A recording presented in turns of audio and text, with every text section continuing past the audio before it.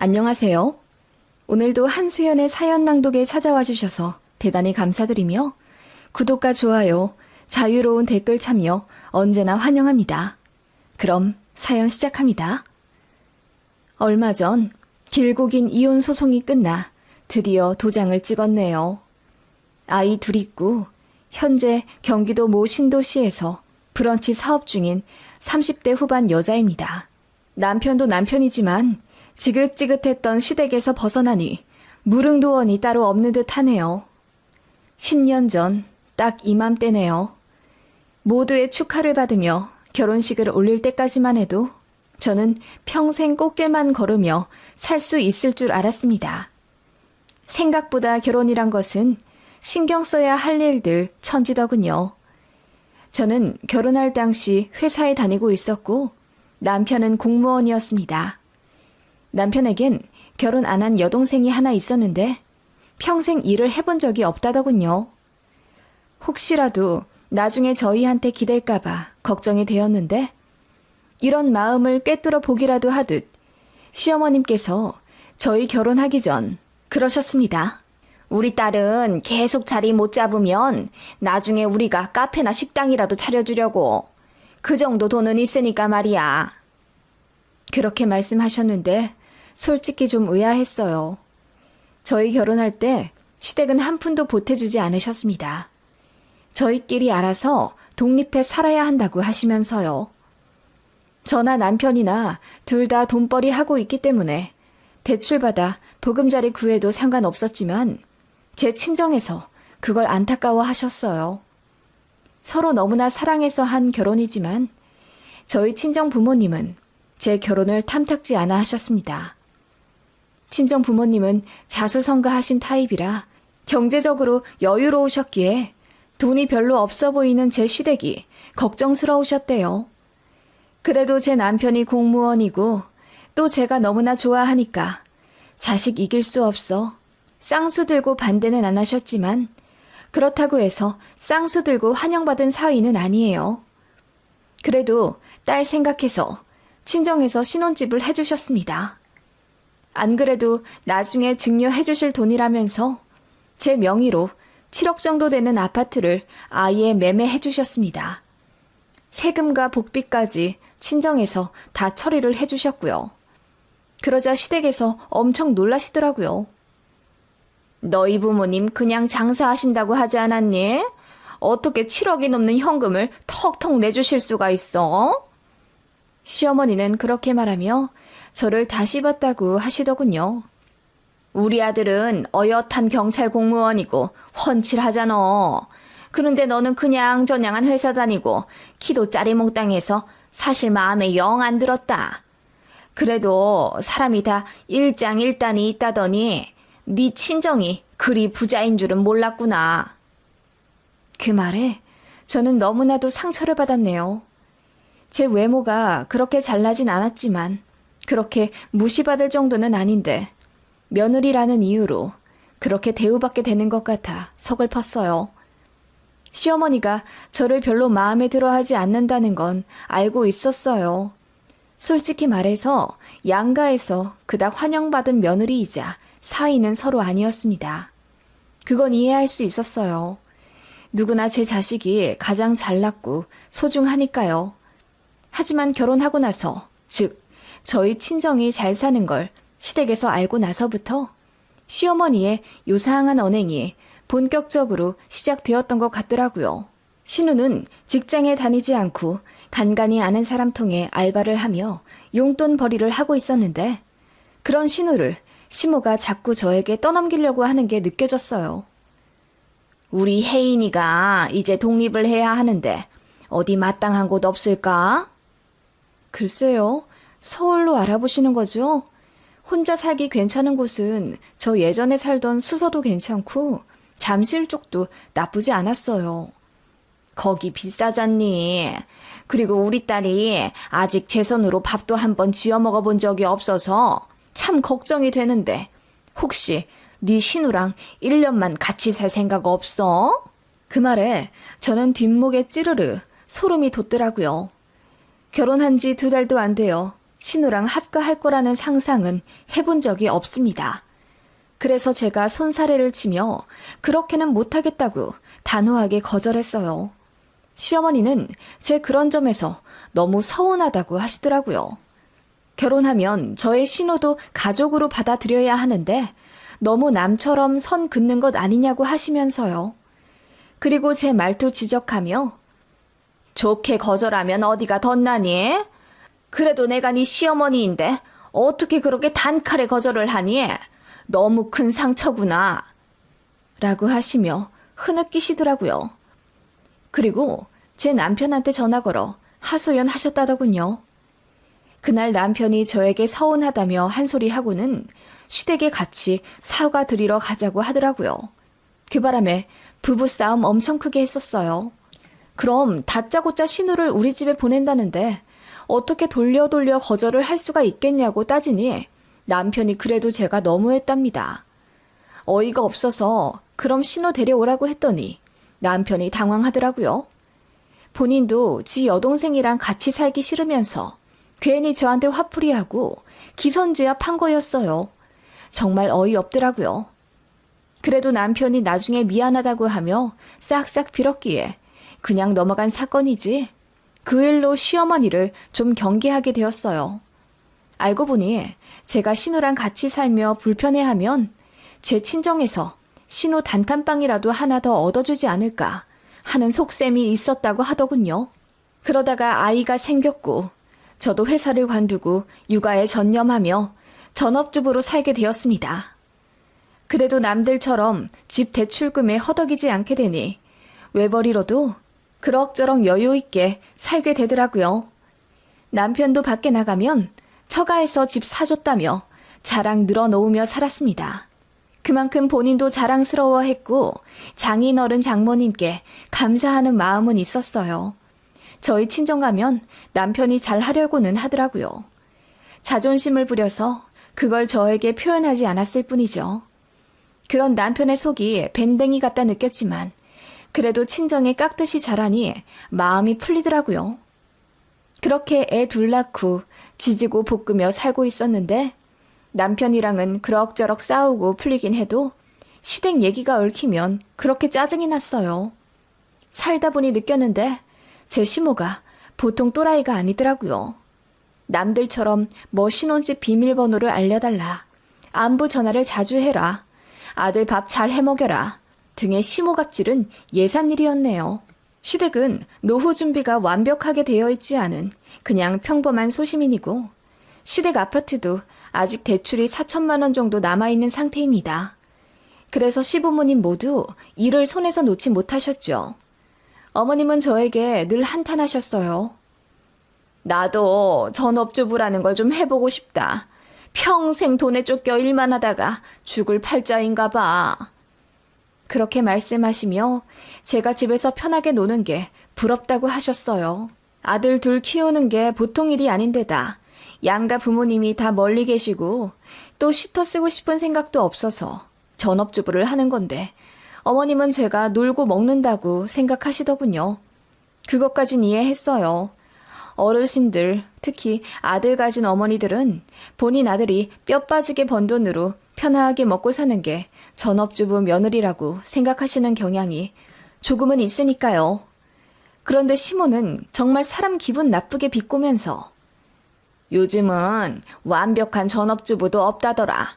다들 집에서 부업하고 알바하고 그러면서 산다던데 너는 평생 편하게 살아와서 그런지 집에서 놀려고만 하네. 라고 하길래 어머님, 대체 제가 뭘 편하게 산다고 하시는지 모르겠어요. 저 정말 편하게 살아볼까요? 편하게 살아서 애들 아빠 옷도 안 다려주고 아침밥도 안 해먹여 출근시킬까요? 라고 언성 높였더니 아니 그런 뜻이 아니라 나는 그냥 한 말이지.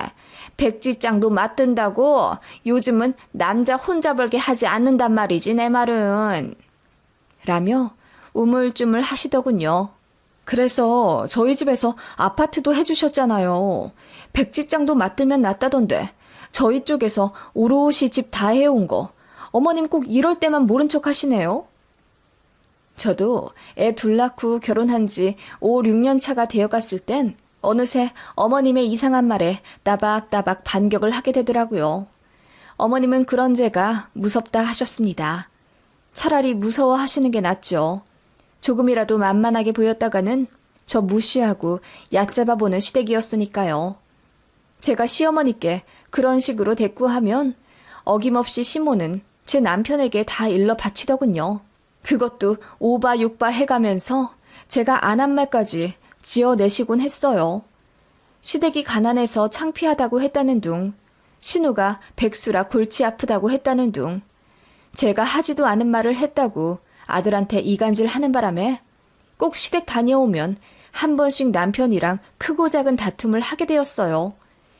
남편도 본인 엄마가 거짓말 하는 거 알고는 나중에는 지친다면서 시어머니 말도 안 듣긴 했지만 여튼 시댁이라는 존재는 도무지 도움이 조금도 안 되는 사람들 뿐이었어요.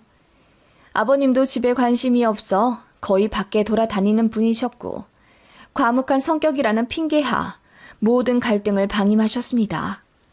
그런 아버님께도 정 안 가더라고요. 아무튼 그렇게 결혼 생활하면서 이혼 생각이 안 났다면 거짓말이죠.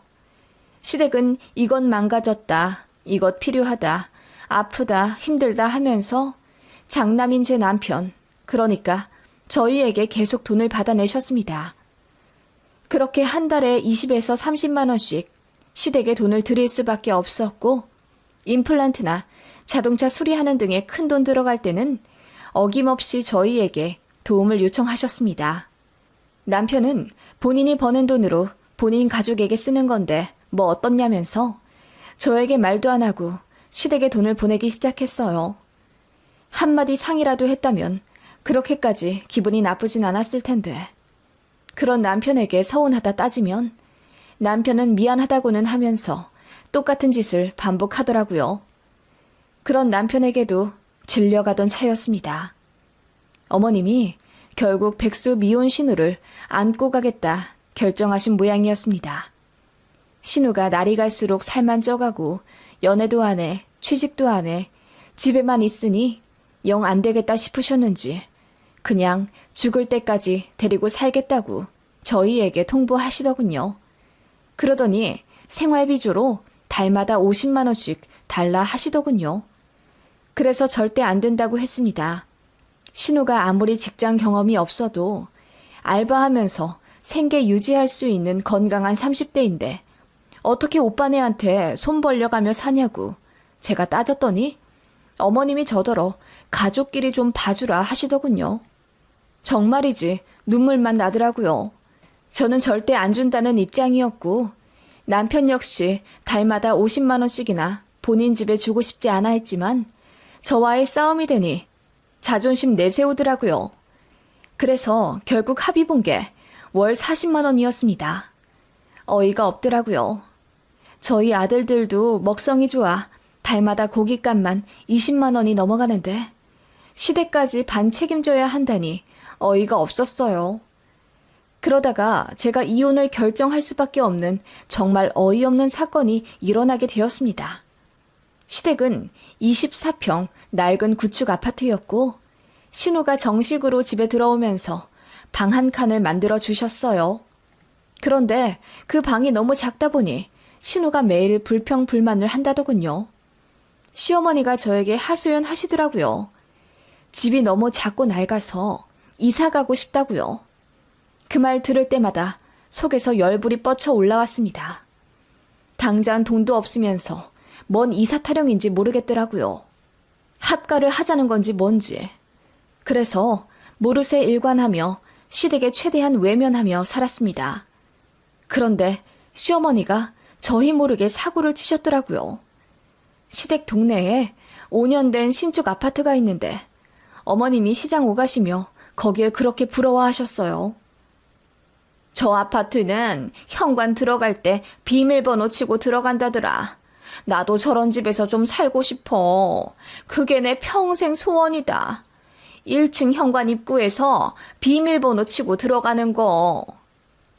그런 말을 몇 번 하셨지만 모르는 척 했는데 어느 날 어머님이 그 집을 매매하셨답니다. 남편이 우거지 죽상으로 집에 들어오길래 왜 그러냐고 했더니 처음에 숨기더라고요. 아무래도 이상해서 계속 캐물었더니 우리 엄마가 집을 사셨대. 지금 사는 집이 3억 중반인데 그거 팔고 옆 동네 신축 아파트로 가시겠다나 봐. 싸게 나온 집이 있어서 바로 매매를 하셨다면서 나더러 계약금 좀 넣어달라고 전화가 왔어. 그 말에 저는 앞이 캄캄해졌습니다. 그래서 어머님께 전화해 자초지종을 물으니 그렇게 싸게 나올 집이 아닌데 부동산에서도 빨리 잡으라고 하더라고. 그래서 집 보러 갔더니 세상에 너무 좋은 거야. 그 집이 내년 되면 10억도 될 수 있다고 하더라고. 그래서 일단 매매를 했지. 지금 집 팔고 네 시아버지 시골에 있는 땅도 좀 팔면 얼추 돈이 될 것 같구나. 그 말에 저는 어이가 없어서 그럼 계약금을 어떻게 하실 거냐고 물었죠. 그랬더니 어머님이 당연하다는 듯이 니네가 넣어야지. 어차피 우리 죽으면 너랑 네 신우가 나눠 가질 집 아니야? 라고 하더군요. 그 말에 저는 화를 내며 그럴 돈 없으니 알아서 하시라 했습니다. 그런데 정말 어이없게도 남편이 저 몰래 그 집 계약금을 넣었습니다. 그것도 대출을 받아서요. 너무 황당해서 개싸움을 했어요. 저는 이혼하자 울고불고 난리쳤고 남편은 저를 설득하려 노력하더군요. 싸게 나온 건 맞으니 일단 사두는 게 낫고 저도 어차피 애들 더 크면 맞벌이 할 테니 대출금 감당이 가능하다는 겁니다. 기가 차더라고요. 그래서 시댁 집 대출을 우리가 갚아드리자는 거야? 한 달에 100만 원이 넘게 나갈 텐데? 아가씨는 일도 안 하는데 우리가 그걸 다 갚아? 그렇게 되면 내 동생은 그 집에 대한 권한이 없는 거야. 나중에 차익 나면 다 우리 몫이 되는 거고 미래에 대한 투자라고 생각하자. 응? 그 말에 저는 눈앞이 캄캄해져 눈물만 나왔습니다. 남편도 그렇고 시댁도 그렇고 도무지 정상 하나 없는 집안이라는 생각에 이혼밖에 떠오르지 않더군요. 그래서 깊은 고민 끝에 친정에 이야기를 했습니다. 웬만하면 걱정 끼치기 싫어 늘 좋은 얘기만 했는데 결혼 후 10년 만에 처음으로 제가 친정 부모님 붙잡고 울면서 이혼하겠다고 했어요. 엄마 아빠도 불같이 화를 내며 뭐 그런 집안이 다 있냐고 하시며 제 편 들어주셨고 애들 데리고 이혼하라 하시더군요. 그렇게 불화를 핑계로 친정에 며칠 가 있었는데 그게 시어머니 귀에 들어갔는지 어머님이 저에게 전화를 하시더군요. 안 받으려고 했는데 끈질기게 하셔서 결국 받았습니다.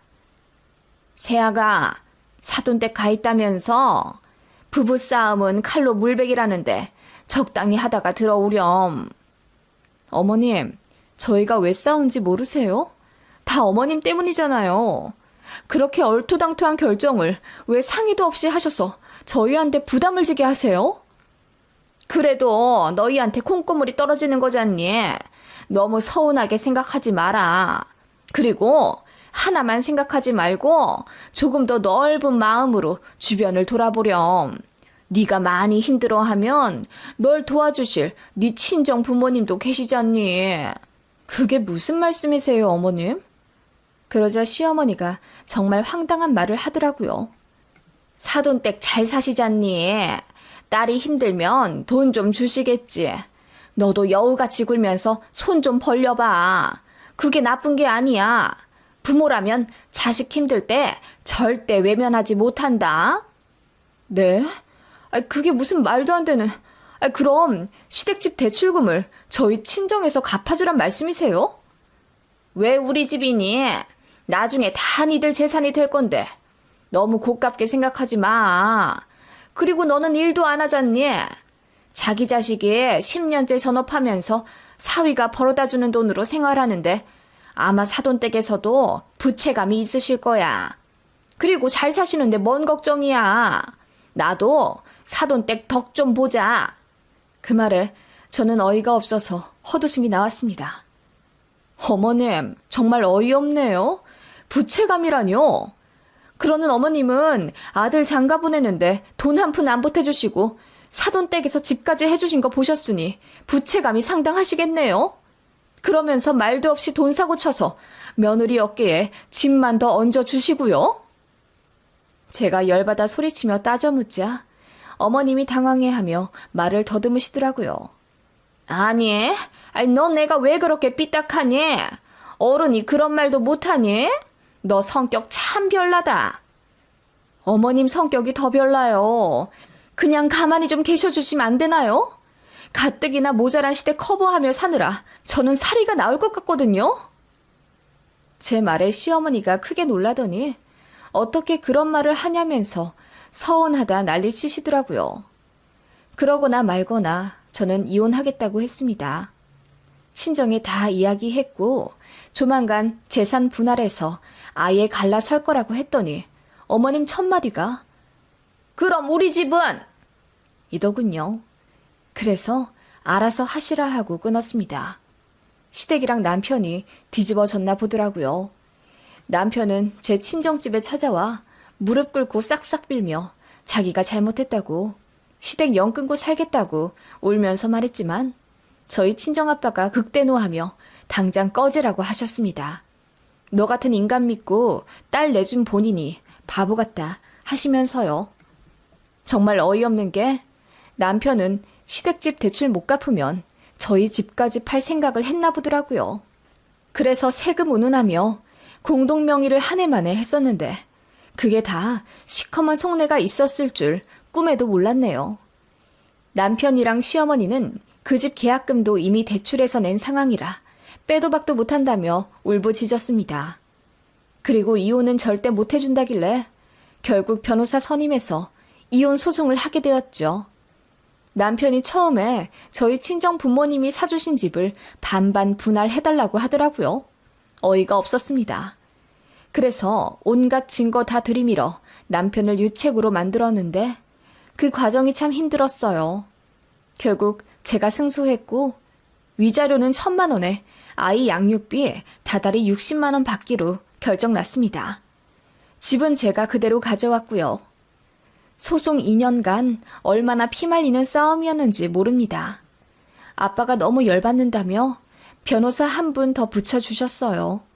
그 덕분에 승소한 것 같고요. 승소 판결 나자 전시모가 저한테 전화해서 한 번만 봐달라, 다시 한번 생각해달라 빌더라고요. 그래서 바로 차단해버렸네요. 더 볼 것 없는 남편도 저에게 뒤늦게 울고불고 빌며 집 달라는 헛소리도 안 하고 시댁이랑 연 끊고 부모님 안 보고 살 수 있으니 제발 다시 합치자 난리더군요. 제가 쌍욕하며 소리 지르니 다시 연락은 없었습니다. 애들은 아빠와 한 달에 2번씩 교섭 가지며 살고 있어요. 애들 통해 얘기 들어보니 어차피 감당 안 될 집이라 바로 내놓으셨다고 하더라고요. 그런데 그동안 집값은 내려갔고 문제는 바로 팔리지도 않는다는 거예요. 결국 손해만 1억이 넘게 잡히는 것 같더라고요. 애들 고모도 대출금에 허덕여 결국 공장 나가 죽을 둥 살 둥 버티며 일한다고 하더라고요. 애 아빠도 번 돈 거의 다 부모님 드리고 그것도 모자라 대출까지 더 받았다고 해요. 어머니의 돈 사고에 온 가족 파탄나 힘들어하게 된 거죠. 저도 참 어리석었지만 그래도 빨리 탈출해 다행이라고 생각해요. 마침 제 이름으로 넣은 청약이 당첨되어 이혼 후 신도시로 이사왔고 전에 살던 집 한 차액으로 작은 브런치 레스토랑 열었네요. 다행히 입소문이 나서 잘 되고 있어요. 지난달에는 한 달 매출 1,200만 원이 넘었네요. 모든 게 부모님 덕분이라고 생각합니다. 잘못된 선택으로 속 썩이게 만든 죄 평생 갚으며 효도하려고요. 저희 친정 부모님과 애들 살뜰하게 챙기며 남은 날 행복하게 살겠습니다.